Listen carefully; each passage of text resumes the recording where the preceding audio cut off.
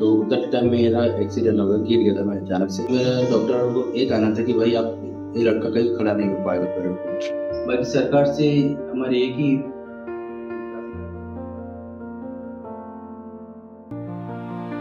सबसे पहले हम आपसे जानना चाहेंगे तो ये कब हुआ था और कैसे हुआ था?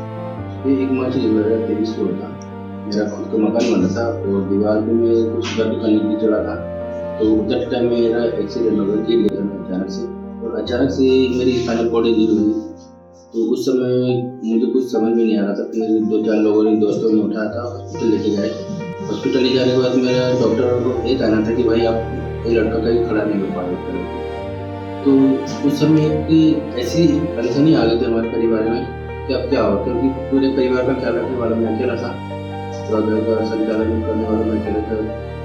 ऐसे सब मतलब घर में परिवार में मैं अकेला था, तो पूरा खर्चा ये सब मुझे ही उठाना था। तो परिवार में एकदम अनसनी आ गई थी। सारे लोग आप पे ही निर्भर करते हैं परिवार की। कौन कौन है आपके परिवार में? मेरे परिवार में फिलहाल मम्मी और 2 सिस्टर की शादी हो चुकी है। शादी किया थे 1998 में। 1998 में। तो मतलब ये एक्सीडेंट होने से पहले भी और उसके बाद भी लगातार पूरे परिवार का जो ध्यान रखना है और खर्चा चलाना, सारी चीजें ये आपके ही कंधों पर ये जिम्मेदारी थी और ये आप अभी भी कर रहे हैं। जी।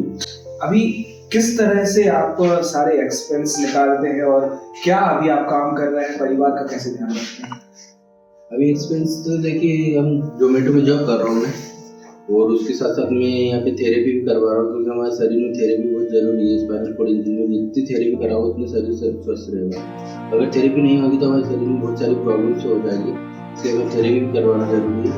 उसके साथ साथ मैं एक्सपेंस से घर में पैसे भी भेज देता हूँ, थोड़ा बहुत बच जाता है, पर ज़्यादा नहीं बच पाता, क्योंकि हम ज़्यादा बैठ नहीं पाते, तो हम 2-4 घंटे काम करते हैं, तो ज़्यादा पैसा भी नहीं बच पा रहा हमारा।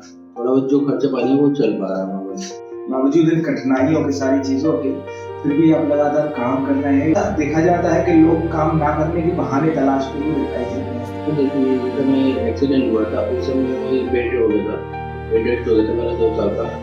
तो उस समय मेरे दिमाग में बहुत सारे ख्याल से आ रहे थे कि अब क्या होगा। तो कुछ साधन भी नहीं था मेरे पास, मैं बाहर निकल भी नहीं पा रहा था, फ्यूचर से कोई नहीं निकल पा रहा था। जिस व्हीकल का आप यूज करते हैं वो व्हीकल और नॉर्मली सड़क पे चलने वाले व्हीकल्स में बहुत फर्क है। उसमें भी कई प्रकार की परेशानियां आपको आ रही हैं, स्पीड को लेकर, रोड को लेकर, और उनसे कंडीशंस पर आपका तो वो सारी चीजें कैसे?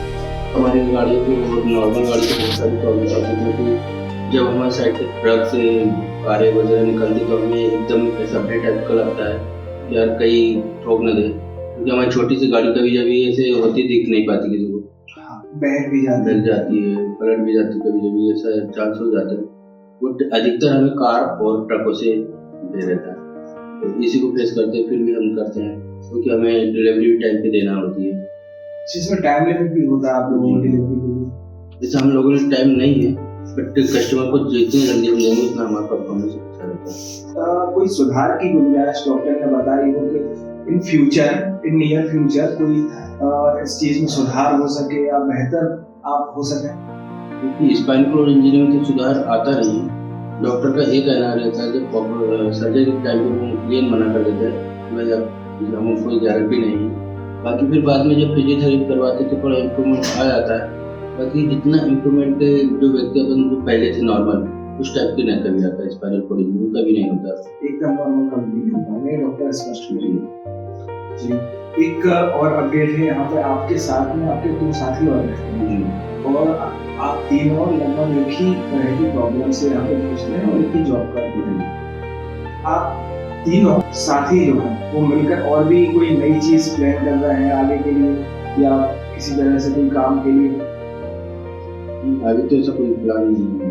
बाकी सरकार से हमारी एक ही प्रार्थना है, श्री मोहन यादव जी से, कि हम लोगों को थोड़ा ध्यान दिया और हमारी जो पेंशन, क्योंकि जो लाडली लक्ष्मी को आप दे रहे हैं, क्योंकि वो तो साधारण अच्छी काम कर सकती है, खुद मजदूर वगैरह कर सकती है, बट जो स्पाइनल जो दिव्यांग भाई है वो कुछ नहीं कर पाता।